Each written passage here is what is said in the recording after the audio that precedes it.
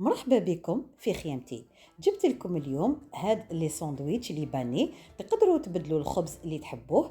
انا حضرته بالبولي كريسبي لي تندرز بواحد المكون في لا ماريناد اللي يخلي الدجاج تاعكم طري وما يبش.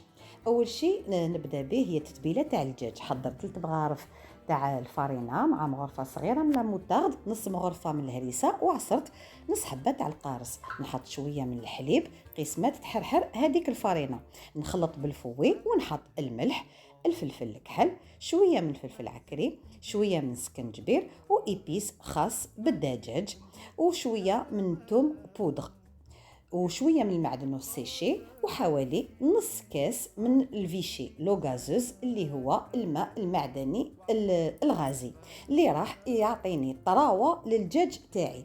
نخلط مليح هاد المكونات ونحط البولي تاعي. من احسن تستعملوه صدر الدجاج اللي كنت قطعته هكذا بالطول. نخلط مليح ونغطيه بالبابي فيلم ونحطهم في الثلاجه لمده ساعه على الاقل. وهذه هي لا شابلور اللي خدمت بها. تجي بزاف بنينه. نحط فيها الدجاج تاعي ونرمدهم مليح، والزيت تكون سخونه، نقليهم حتى ياخذوا لون ذهبي شباب هكذا كما راكم تشوفوا.